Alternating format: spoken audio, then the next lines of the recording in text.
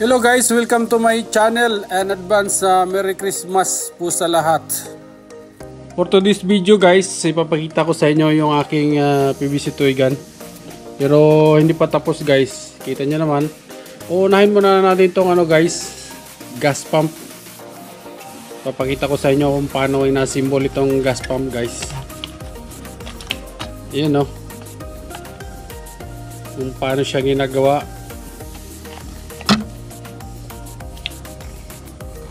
Ayos ba guys? Kita nyo naman. Okay.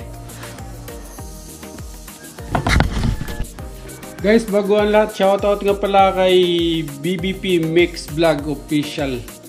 Kay kasamang Bong. Shoutout sa'yo. Okay guys, ito na yung mga parts ng gas tank na ginawa natin guys. At simbolin natin ngayon ito, may connector, tsaka 1 inch na PVC. So mga 3 inches lang guys, so putulin mo. Tapos saka mo siya isaksak. Isang coil guys, DIY coil lang. Gawa lang sa tie wire. Tsaka pipe na maliit, siguro mga 1.2. Nasa 4 inches. Mga half inch lang sukat nito guys. Ito yung bubutasan natin sa dulo. Yan may butas na. Para doon lalabas po yung gas guys. Tsaka isang pinutol na connector. Tsaka isang 1/2 na pipe. Kinabit na lang natin at tsaka isang connector na may thread. 2 inches lang. Tsaka isang stopper guys. Stopper. Lalagay natin to sa dulo. Tapos may tornilyuhan, tsaka isang tornilyo. Diba? At higit sa lahat itong cylinder. Dito natin ilalagay itong dito natin ilalagay itong butane gas. Yan. At kung paano to ginawa guys, ito lang yan. Diba? Nabibili to online. Plastic na Tapos itong rivets, tanggalin mo lang siya guys. Yan At saka mo ilagay dito sa gitna. Yun. Diba? Tapos ilagay mo dito sa taas sa pipe. Pwede mo na siyang gamitin.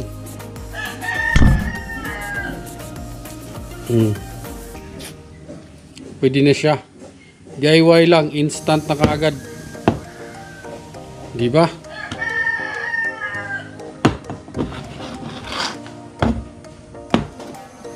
Ngayon guys, bubuhin natin.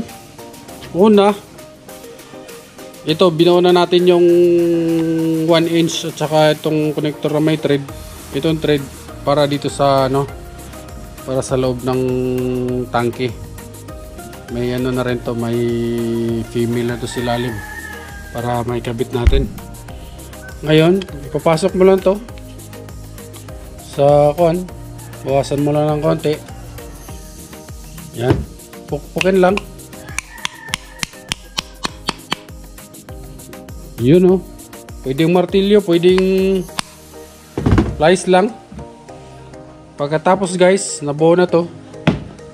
Ito na naman ang simbolin natin. Lagay mo lang yung coil spring. Tapos ipasok mo sa ilalim. Pasok sa ilalim. Kailangan may tornilyuhan dito guys. Lagyan mo lang ng tawag dito, kahoy o kaya plastic para hindi matanggal. Tapos ilagay mo yung stopper. Ito yung stopper para hindi ito matanggal.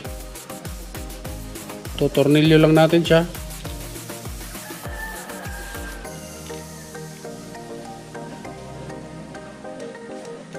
Yun.